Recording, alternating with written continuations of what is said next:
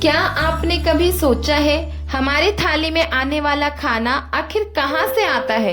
रोटी, चावल, फल, दूध, शहद, ये सब हमें कैसे मिलता है?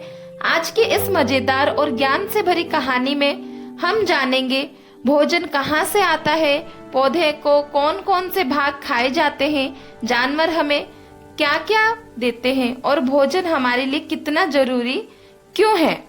तो चलिए शुरू करते हैं हमारी प्यारी कहानी। एक छोटे से गांव में राजू और मीना नाम के दो दोस्त रहते थे। दोनों क्लास 6 में पढ़ते थे। एक दिन विज्ञान की क्लास में शर्मा मैडम आई और ब्लैक बोर्ड पर लिखा, food, where does it come from. पूरी क्लास उत्साहित हो गई। मैडम ने पूछा, बच्चों खाना कहाँ से आता है?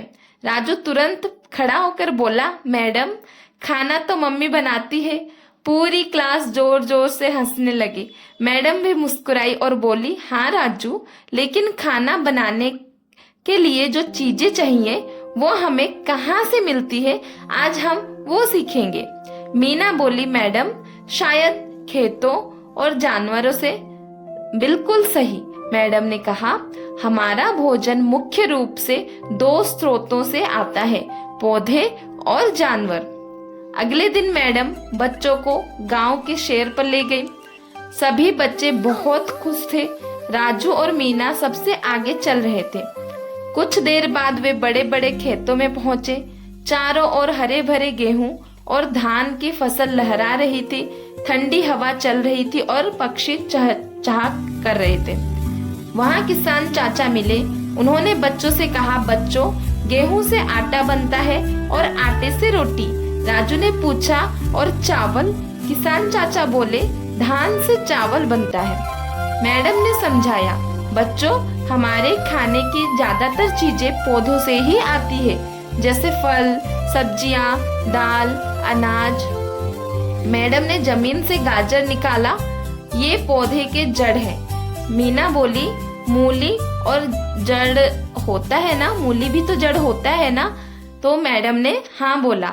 मैडम ने बच्चों को चुकंदर और शकरकंद भी दिखाए। उन्होंने बताया, कुछ पौधे अपने जड़ों में भोजन जमा करते हैं। आगे जाकर बच्चों ने आलू देखा। राजू बोला, आलू तो सब्जी है। मैडम हंसकर बोली, हाँ, लेकिन यह पौधे का तन होता है।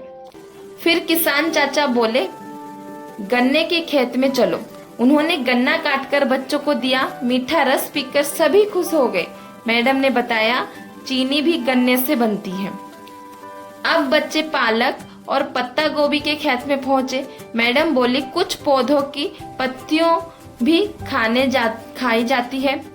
मीना ने पुदीना तोड़ा और सूंघा। उसकी खुशबू बहुत ही सुंदर थी। वो खुश हो गई। मैडम बोली, पुदीना भोजन की स्वादिष्ट बनाता है। राजू ने फूलगोभी दिखा और चौंक गया। क्या फूल भी खाया जाता है?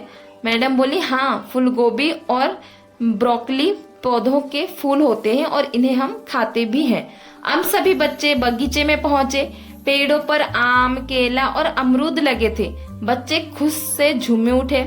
मैडम ने कहा, फल हमें विटामिन देता है और शरीर को स्वस्थ बनाता है। अब किसान चाचा बच्चों को अनाज के गोदाम में ले गए। वहां गेहूं, चावल और मक्का बड़े बड़े बोरे में रखा गया था। मैडम ने बताया, दालें और अनाज पौधों के बीज होते हैं, जैसे चना, मटर, गेहूं, चावल। डेयरी फार्म में पहुंचे। वहां गाय और भैंस खड़ी थी।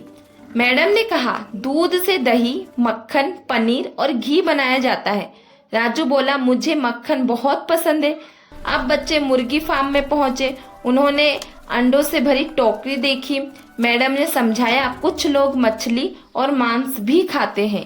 एक पेड़ पर बड़ा मधुमक्खी का छत्ता लटकता था। बच्चे थोड़ा डर गए उसे देखकर। मैडम बोली मुस्कुराके, मधुमक्खियां फूलों से रस लाती है और उससे शहद बनाती है। मीना ने पूछा, मम्मी भीगे चने क्यों रखती है? मैडम ने बताया, जब बीजों से छोटे जड़ें निकलती हैं तो उन्हें स्प्राउट कहते हैं। ये बहुत ही पौष्टिक होते हैं।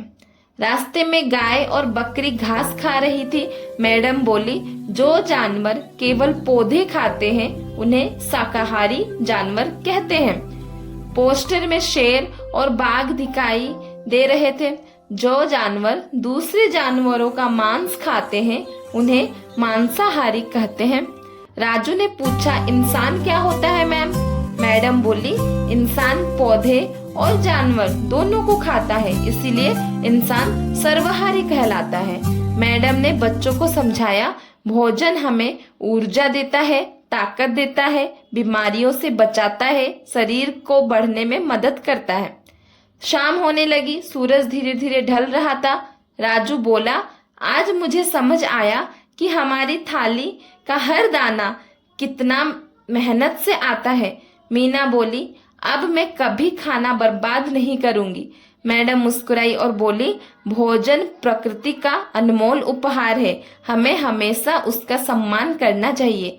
तो बच्चों, आज हमने सीखा भोजन कहाँ से आता है, पौधों के कौन कौन से भाग खाए जाते हैं, जानवर हमें क्या क्या देते हैं और भोजन हमारे जीवन के लिए कितना जरूरी है। अगर आपको यह कहानी पसंद आई तो वीडियो को लाइक करें, शेयर करें और हमारे चैनल गीता स्टोरी वर्ल्ड को सब्सक्राइब जरूर करें। फिर मिलेंगे एक नए मजेदार और ज्ञान से भरी कहानियों के साथ। तब तक के लिए धन्यवाद।